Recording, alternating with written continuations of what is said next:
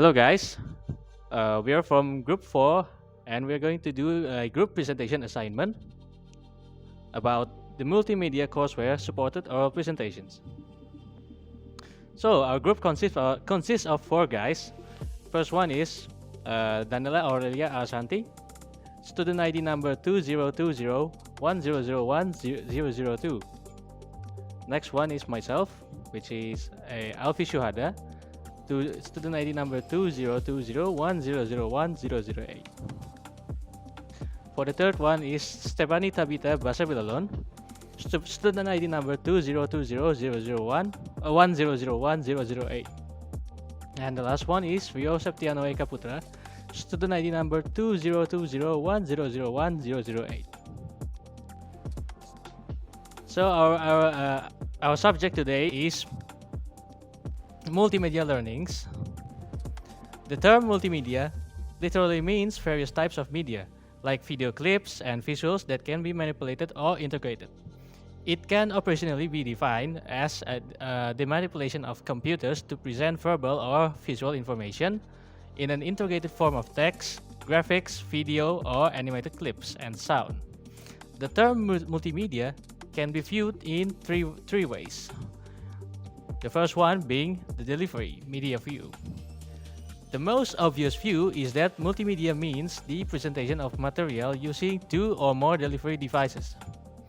The focus is on the physical system used to deliver the information, such as computer screens, amplified speakers, projector, video recorders, blackboards, or human voice boxes.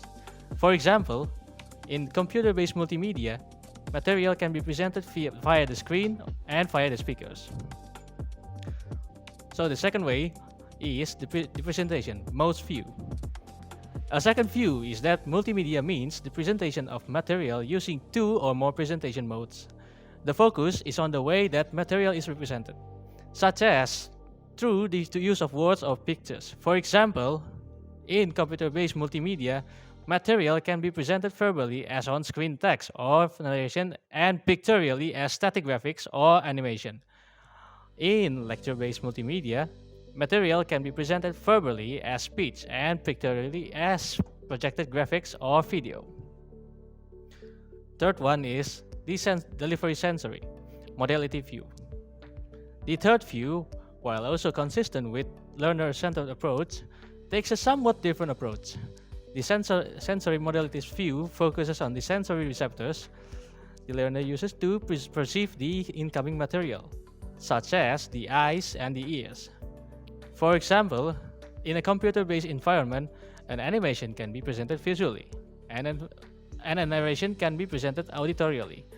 In a lecture scenario, the speaker's voice is processed in the auditory channel, and the slides from the projector are processed in the visual channel. Next is multimedia and courseware. Due to their novelty and some of their unique properties educational, multimedia and courseware are regarded as panaceas for the long-lived problem of language learning. The first and the most widespread application of multimedia in language learning, language teaching, learning is in the area of vocabulary learning. With the unique properties provided by the digital technology, it is possible to combine verbal, visual, and oral, and in near future, kinesthetic features of a concept that can be later presented to the learner using a computer. Major 2001 makes the 3 major assumptions below. The first one is dual channel assumption. Human mind receives and processes verbal visual information through different channels. The second one is capacity assumption. The mind can process only a limited amount of information all at once. The third one is active processing assumption. The mind selectively arranges and integrates the newly and previously learned materials to learn meaningfully, integrating courseware in language learning. A study conducted by SAI 2010 focused on developing ESP courseware on oral presentations in order to simulate real situations as much as possible and to integrate the ESP course in the process of teaching and learning so that the students were able to develop their communicative competence through direct interaction with the courseware. Besides the effectiveness of the courseware, learning strategies employed by the students and their perceptions on the courseware were also discussed. This research aimed to address the issue related to English for specific purpose or ESP development in Taiwan, especially in English presentation.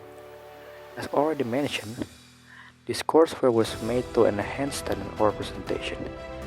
Then, the content is divided into three main sections, which is starting in a presentation, during a presentation, and then in terminology. What involves in each section? Number 1, start a presentation. An introduction to the preparation for a presentation is outlined in order to help students to establish an overall concept about the presentation. Next, greetings. Formal and informal salutation are included. Next, introducing oneself or others for the first or second time. 2. During the presentation. First step, beginning of our presentation. The topic includes greeting, self-introducing, starting the purpose, range, and preview of the presentation. Next, body of a presentation. The topic focuses on how to use these techniques, order, emphasis, generalizing, causes or reasons, contradiction, interrupting, reassertion, addition, and question-answer sequence. Next, end of a presentation. The topics include summarizing, concluding, and closing the presentation. 3. Terminology. Relevant terminology and technical expression are reviewed. Number 1. Explanatory phrases for describing facts, possibilities, trends, and comparison. 2. Numbers and units. 3. Ratio. 4. Graphs and tables. 5. Auxiliary, and then dealing with unexpected events such as technology glitches.